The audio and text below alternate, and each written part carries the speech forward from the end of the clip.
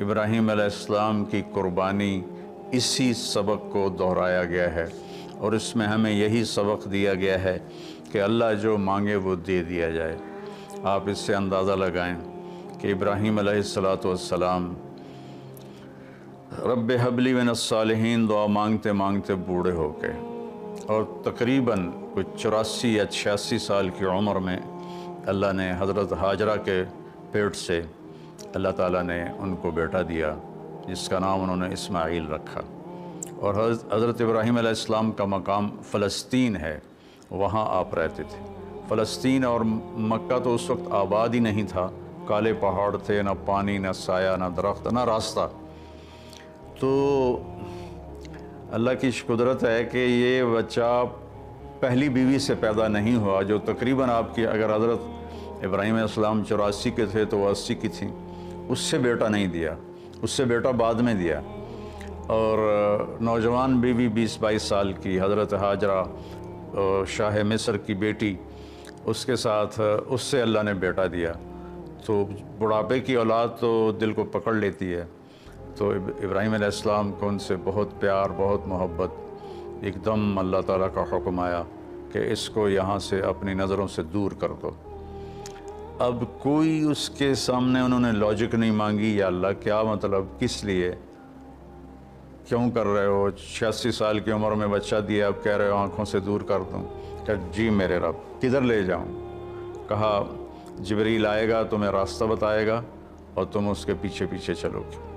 تو جبریل انسانی شکل میں ایک اونٹنی پہ سوار، ابراہیم علیہ السلام اور حضرت سارہ اور اسماعیل یہ دوسری اونٹنی پر سوار، اور یہ کوئی 1500 کلومیٹر کا سفر طے کرتے کرتے کرتے کالے پہاڑ، کالی راتیں اور صحرا اور دشت و بیاباں اور کہاں کہاں سے گزار کر جب مکہ پہنچے، جہاں 4 پہاڑ تھے، ایسے ایک صفا، ایک مروہ، ایک جبل ابی قبیس، ایک کو جبل ہندی کہتے تھے، وہ تو مٹا دیا ہے سارا۔ ان 4 پہاڑوں میں ایک نشیب تھا، ایک گہری جگہ تھی۔ تو جب وہاں اترے تو سبحان اللہ، جبریل کہنے لگے یہاں اپنی بیگم اور بچے کو اتار دیں اور واپس چلے جائیں۔ ابراہیم علیہ السلام کی زبان مبارک سے نکلا یہاں کیوں؟ یہاں تو نہ کوئی پانی، نہ سایہ، نہ درخت، یہاں کیسے؟ تو جبریل نے عرض کیا کہ آپ کے رب کی منشا ہے کہ یہ اس کو یہیں چھوڑ دیا جائے، اس بچے کی نسل سے آخری نبی پیدا ہوں گے، یہاں یہ اللہ کا گھر بنائیں گے۔ اور وہاں ان کو چھوڑا اور واپس ہو لیے۔ جب واپس ہوئے تو حضرت ہاجرہ کہنے لگی یہ آپ کدھر جا رہے ہیں؟ اور حکم تھا جواب نہیں دینا، وہ خاموش۔ تو حضرت ہاجرہ بچے کو گود میں لیا ہوا ساتھ ساتھ چل رہی ہیں، وہ اونٹنے کی رسی پکڑ کے پیدل وہ بھی چل رہے ہیں۔ 3 میل تک وہ ساتھ ساتھ چلتی رہیں اور یہی پوچھتی رہیں کہ آپ ہمیں کیوں چھوڑ کے جا رہے ہیں، کہاں چھوڑ کے جا رہے ہیں؟ تو آخر میں ان کو خیال آیا یہ اللہ کے نبی ہیں، تو کہنے لگے اللہ امرک، کیا اللہ نے آپ سے کہا ہے؟ تو ابراہیم علیہ السلام نے سر ہلایا کہ ہاں۔ کہ اذن لن یضیعنا اللہ، ایک اور ہاجرہ نے جنم لیا جس کا ایمان فرشتوں سے بھی اوپر جا چکا تھا، اور انہوں نے تنک کے کہا جاؤ پھر اللہ ہمیں کبھی ضائع نہیں کرے گا، اور اپنے ایک دم ان کی ہمت جوان ہو گئی۔ اور وہاں ابراہیم علیہ السلام اونٹنی پہ سوار ہوئے اور چلتے چلتے پہاڑی پر چڑھے۔ حضرت ہاجرہ ان کو دیکھ رہی ہیں، پہاڑی سے نیچے اتر گئے، یہ بوجھل قدموں سے واپس ہوئیں۔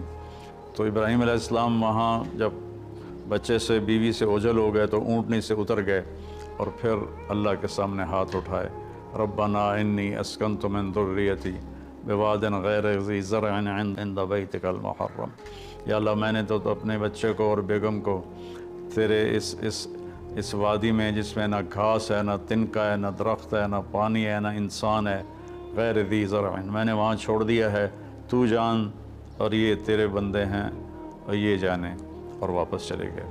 اور آپ تھوڑا سا تصور فرمائیں، مستورات بھی سن رہی ہیں، مرد بھی سن رہے ہیں، ایک ماں ہے، اور خاص طور پر ماں کے احساسات کو ماں ہی محسوس کر سکتی ہے کہ جب رات آئی ہوگی، کالی سیاہ رات، اور کالے پہاڑ اور کالے پتھر، سنسان وادی اور تیز ہوائیں، تو اس تنہا ستارے بھی جھانک جھانک کے دیکھتے ہوں گے کہ یہ بی بی یہاں کیا کر رہی۔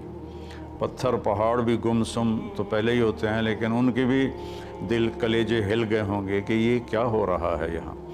ایک عورت بیٹھی ہوئی ہے، 20-22 سال کی عمر ہے، مصر کی شہزادی ہے، اور بچے کو گود میں لیے بیٹھی ہے۔ تو اس طرح سے یہ ایک زندگی شروع ہوئی، اور 3 دن کے بعد پانی بھی ختم ہو گیا اور چھاتیوں کا دودھ بھی ختم ہو گیا، چونکہ کھانا ختم ہو گیا۔ تو پھر جو صفا مروہ کے ساتھ انہیں پتہ تھا کوئی نظر نہیں آئے گا، کچھ نہیں ہوگا، صفا پہ چڑھی، ادھر دیکھا ادھر دیکھا، اونچے کوٹھے تے چڑھ دیکھا، ادھر دیکھا ادھر دیکھا، کوئی نظر۔ پھر نیچے اتری، پھر جہاں بچہ نظروں سے غائب ہو گیا وہاں دوڑ لگائی، اور پھر مروہ پہ چڑھی۔ وہ پتھروں سے ٹکراتی ہوئی اور کانٹوں سے الجھتی ہوئی، کبھی صفا کبھی مروہ، کبھی صفا کبھی مروہ، 7 چکر لگائے۔ شکر ہے وہ 7 پر ہی تھک کے بیٹھ گئیں، زیادہ لگاتی تو شاید کوئی صفا مروہ کے صحیح کر بھی نہ سکتا۔ تو پھر وہ گر گئیں اور بے بسی سے اپنے بچوں کی طرف نظریں دوڑائیں کہ وہ نہیں چاہتی تھیں کہ بچہ میری گود میں مرے، کہ میں یہاں مر جاؤں وہ وہاں مر جائے۔ لیکن وہاں ایک نوجوان کو دیکھا تو پھر ممتا زندہ ہو گئی، انہوں نے اپنی پوری طاقت کو جمع کر کے دوڑ لگائی۔ جب وہاں پہنچی تو وہ نوجوان اب تو غائب ہو چکا تھا، وہ جبریل تھے انسانی شکل میں۔ انہوں نے پر مارا اور وہاں سے پانی کا چشمہ نکلا۔ دنیا کا سب سے زیادہ چلنے والا کنواں ہے زمزم، اور آج تک اس کے پانی کا سورس معلوم نہیں، یہ پانی آتا کہاں سے ہے۔ تو اس طرح اسماعیل علیہ السلام پروان چڑھے، اور پھر میرے رب کا دوسرا حکم آ گیا کہ اللہ کی طرف سے حکم آیا کہ بچے کو میرے نام پہ قربان کر دو۔ اب ایک بوڑھا باپ جس کو 86 سال کی 84 سال کی عمر میں بچہ میں فلما بلغ معه السعی، جب وہ دوڑنے بھاگنے لگ گیا، 5-6 سال کے ہو گئے ہوں گے، تو اس عمر میں تو بچہ کا تصور آنکھوں میں بس جاتا ہے، دل میں بس جاتا ہے۔ اللہ نے کہا جاؤ ذبح کر دو۔ تو فلسطین سے چھری اٹھا کر چلنا اور مکے تک پہنچنا، اور ہر قدم پہ سوچنا کیا بنے گا، میں کیسے کروں گا۔ 90 سال عمر ہو چکی ہے، 90 سال میں تو اعضاء کمزور ہوتے ہیں، اور مرغی کو ذبح کرنا بھی مشکل نظر آتا ہے، چہ جائے کہ بچے کو ذبح کرنا۔ تشریف لے گئے، بچے کو تیار کروایا، اور مینا کی طرف تشریف لے گئے۔ وہاں 3 جگہ شیطان آیا، اس کو کنکر مارے، اور جب ایک تنگ سی جگہ تھی وہاں پہنچے تو کہنے لگے بیٹے انی ارا فی المنام انی اذبحک فانظر ماذا تری، بیٹا میں تجھے خواب میں دیکھتا ہوں، میں تمہیں ذبح کر رہا ہوں، اور نبی کا خواب صحیح ہوتا ہے، تو تمہاری کیا رائے ہے؟ تو رائے پوچھنے کا مطلب یہ نہیں تھا کہ وہ ہاں کرے گا تو کر دوں گا، نہ کرے گا تو نہیں کروں گا۔ مطلب یہ تھا کہ ہاں کرے گا تو آسانی سے ہوگا، نہ کرے گا تو تھوڑا تردد، تھوڑی کوشش کر کے پھر ذبح کروں گا۔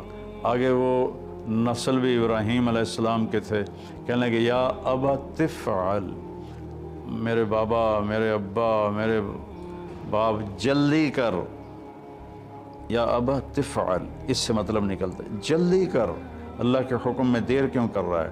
ستجدنی انشاء اللہ من الصابرین، آپ مجھے صبر کرنے والا پائیں گے انشاءاللہ۔